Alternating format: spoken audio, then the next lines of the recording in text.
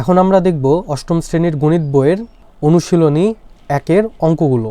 আমরা অনুশীলনী 1-এর অঙ্কগুলোর সমাধান বের করার চেষ্টা করব।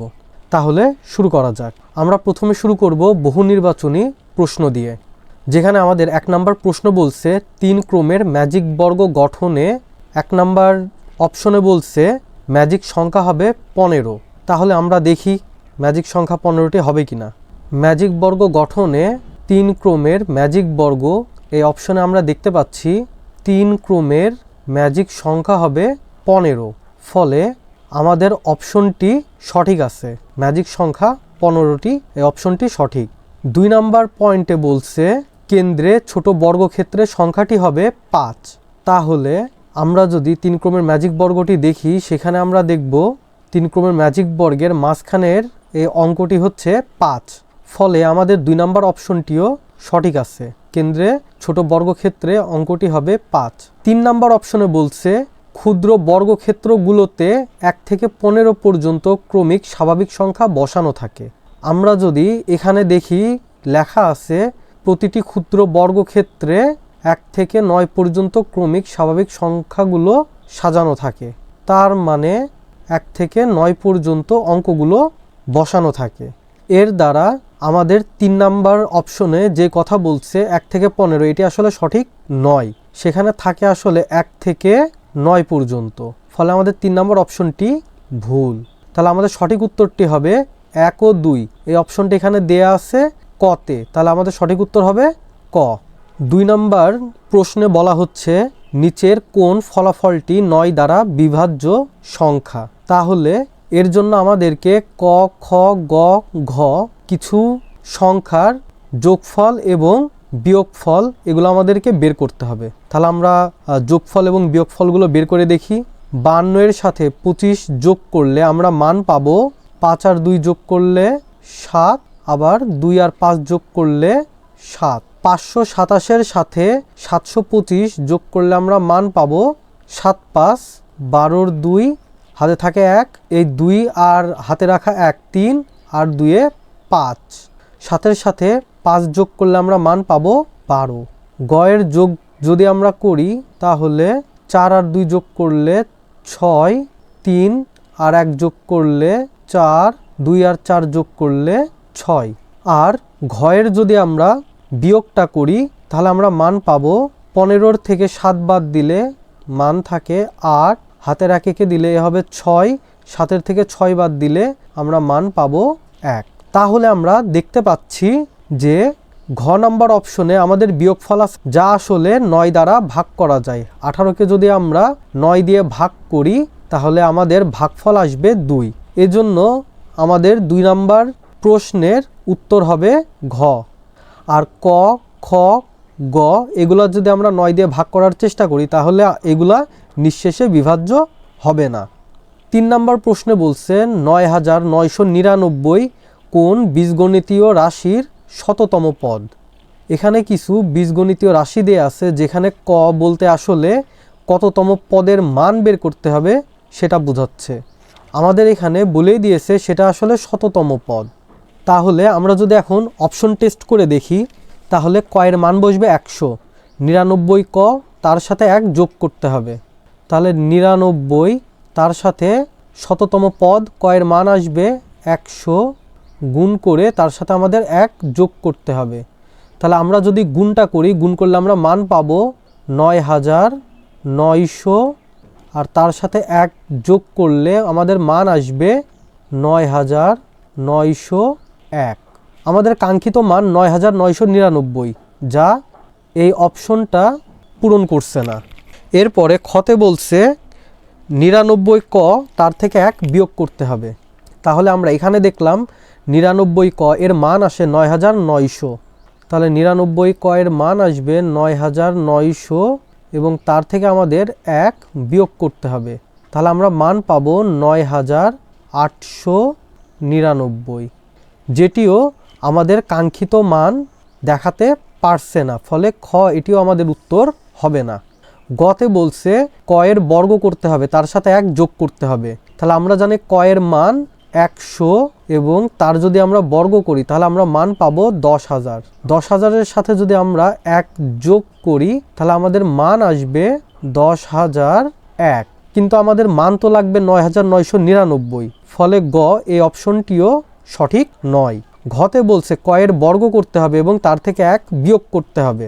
তাহলে আমরা যদি 100 এর বর্গ করি তাহলে আমরা দেখতে পেলাম আমাদের মান আসে 10,000। তাহলে 100 এর বর্গ করলে মান আসবে 10,000 এবং তার থেকে আমাদের 1 বিয়োগ করতে হবে। বিয়োগ করলে আমরা মান পাবো 9,999, যেটি আমাদের কাঙ্ক্ষিত মান। ফলে 3-এর উত্তর হবে ঘ। 4 নম্বর প্রশ্নে আমাদেরকে বলছে ক সংখ্যক ক্রমিক স্বাভাবিক বিজোড় সংখ্যা। 4 নম্বর প্রশ্ন আমাদেরকে বলছে ক সংখ্যক ক্রমিক স্বাভাবিক বিজোড় সংখ্যার যোগফল কত। ইতোমধ্যে আমরা দেখেছি ক সংখ্যক ক্রমিক স্বাভাবিক বিজোড় সংখ্যার যোগফল ক স্কয়ার বা ক এর বর্গ। ফলে আমাদের 4 নম্বর প্রশ্ন যেটা ছিল ক সংখ্যক ক্রমিক স্বাভাবিক বিজোড় সংখ্যার যোগফল কত, সেটি উত্তর হবে গ, ক স্কয়ার। 1 থেকে 100 এর মধ্যে কতটি সংখ্যাকে দুটি স্বাভাবিক সংখ্যার বর্গের যোগফল আকারে প্রকাশ করা যায়। এখানে আমাদের উত্তরটি হবে গ, 35টি। সেই 35টি সংখ্যা কি কি হবে আমি তার একটি তালিকা তৈরি করেছি, চলো দেখে ফেলি।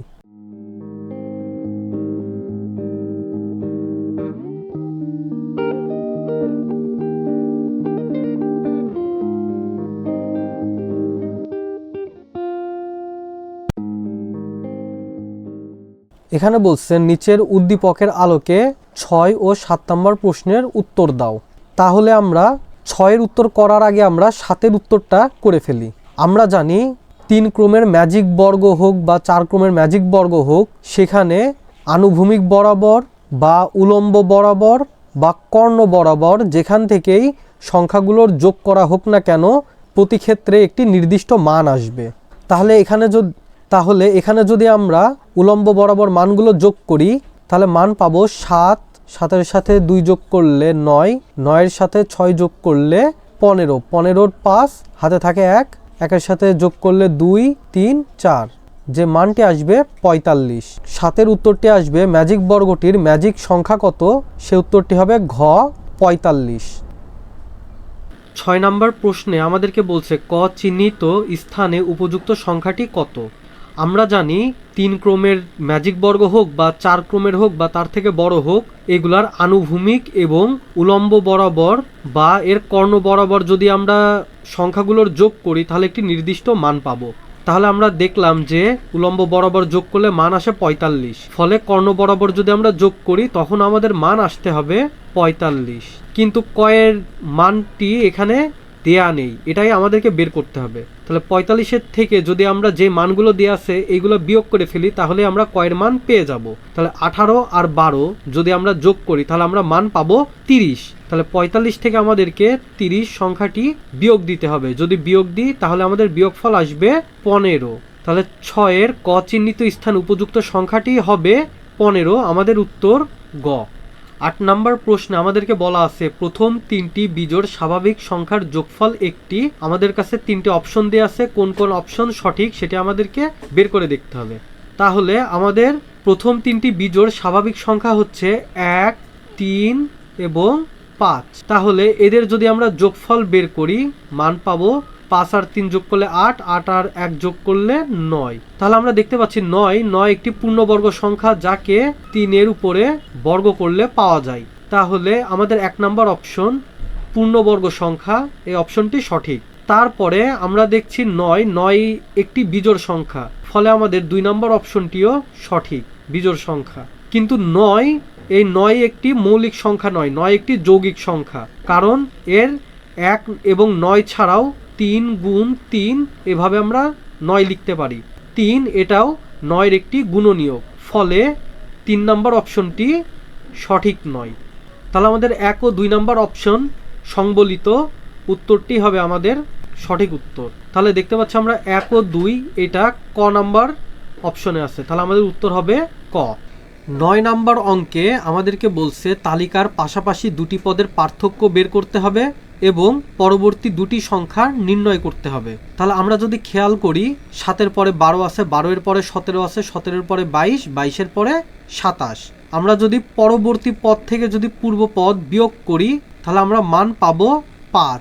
17 থেকে যদি আমরা 12 বিয়োগ করি আমরা মান পাবো 5। 22-এর থেকে 17 বিয়োগ করলেও আমাদের মান আসবে 5। আবার 27 থেকে যদি 22 বিয়োগ করি তখন আমাদের মান আসবে 5। তাহলে আমাদের পার্থক্য হবে 12 বিয়োগ 7 সমান সমান 5। এখন যদি আমাদের 27-এর পরবর্তী দুটি সংখ্যা বের করতে হয় তাহলে 27-এর সাথে 5 যোগ করতে হবে। 27-এর সাথে 5 যোগ করলে আমাদের মান আসবে 32 এবং 32-এর পরবর্তী সংখ্যাটি হবে 32-এর সাথে 5 যোগ করতে হবে, তাহলে মান আসবে 37। তাহলে আমাদের 9-এর ক-এর পরবর্তী দুটি সংখ্যা হবে 32 এবং 37। খ নাম্বার প্রশ্নে যদি আমরা পরের পদ থেকে যদি আগের পদটি বিয়োগ করি তাহলে আমরা মান পাবো 11। 28-এর থেকে 17 বিয়োগ করলে মান পাবো 11। 39-এর থেকে 28 বিয়োগ করলেও মান পাবো আমরা 11, বা 50 থেকে 49 বিয়োগ করলেও মান আসবে 11। ফলে আমাদের খ-এর পার্থক্য হবে সমান 17 বিয়োগ 6 সমান সমান 11।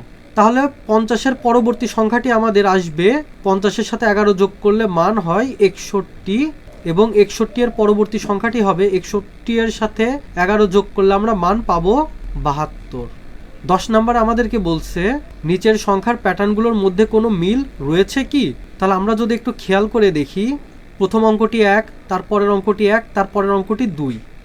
2-এর থেকে যদি আমরা প্যাটার্নটি বোঝার চেষ্টা করি তাহলে আমরা দেখব কোনো একটি পদ তার পূর্ববর্তী দুটি পদের সমষ্টির সমান। তাহলে এই 2 তার পূর্ববর্তী দুটি পদ 1 আর 1 এই দুটির যোগফলের সমান। আবার যদি আমরা 3-এর দিকে খেয়াল করি বা যদি 5-এর দিকে খেয়াল করি, 5 তার পূর্ববর্তী দুটি পদের সমষ্টির সমান। 3 আর 2 যোগ করলে 5 হয়। আবার 13 এটি তার পূর্ববর্তী দুটি পদের সমষ্টির সমান। 5 আর 8 যোগ করলে আমরা মান পাই 13। তাহলে 13-এর পরবর্তী সংখ্যাটি হবে আমাদের 8 আর 13 যোগ করতে হবে। তাহলে 8 আর 13 যোগ করলে আমরা মান পাবো 21। আমরা যদি 10-এর খ নাম্বার প্রশ্নটি দেখি তাহলে আমরা দেখব এখানে 4, 4, 5, 6, 8, 11 এই ধরনের কিছু মান দেয়া আছে। দেখলে মনে হবে সংখ্যাগুলো হয়তো এলোমেলোভাবে বসানো আছে, কিন্তু আমরা যদি পরবর্তী পদ থেকে যদি পূর্ববর্তী পদ বিয়োগ করি তাহলে আমরা এখানে 4-এর থেকে 4 বিয়োগ করলে মান পাবো 0, 5-এর থেকে 4 বিয়োগ করলে আমরা মান পাবো 1, 6-এর থেকে 5 বিয়োগ করলে আমরা মান পাবো 1, 8-এর থেকে যদি 6 বিয়োগ করি আমরা মান পাবো 2 এবং 11-এর থেকে যদি আমরা 8 বিয়োগ করি আমরা মান পাবো 3। তাহলে আমরা যদি খেয়াল করি আমরা দেখব আমাদের এই বিয়োগফলের মানগুলো এইগুলো আসলে ফিবোনাক্কি সংখ্যা। অর্থাৎ যদি আমরা দেখি তাহলে এই 1 থেকে এই 1-এর মান তার পূর্ববর্তী দুটি পদের সমষ্টির সমান। আবার যদি আমরা 2-এর দিকে খেয়াল করি এই 2-এর মান তার পূর্ববর্তী দুটি পদের সমষ্টির সমান। আবার যদি আমরা 3-এর দিকে খেয়াল করি এই 3-এর মান আমাদের পূর্ববর্তী দুটি পদের সমষ্টির সমান। তাহলে 3-এর পরবর্তী যে মানটি আসবে সেটি হবে 3 এবং 2-এর সমষ্টির সমান। তাহলে আমাদের 11-এর পরবর্তী সংখ্যাটি হবে 11 এবং 5 যোগ করলে মান আসে 16। ফলে 11-এর পরবর্তী সংখ্যাটি হবে 16। প্রিয় শিক্ষার্থীবৃন্দ, তাহলে আজ আর নয়, আজ আমরা এখানেই শেষ করছি। তোমাদের যদি কারো কোনো সমস্যা থেকে থাকে তাহলে তোমরা আমাদেরকে আমাদের ফেসবুক গ্রুপ এবং আমাদের ফেসবুক পেজে জানাতে পারো। আমরা আমাদের পক্ষ থেকে যথাসাধ্য চেষ্টা করব তোমাদের সহায়তা করার।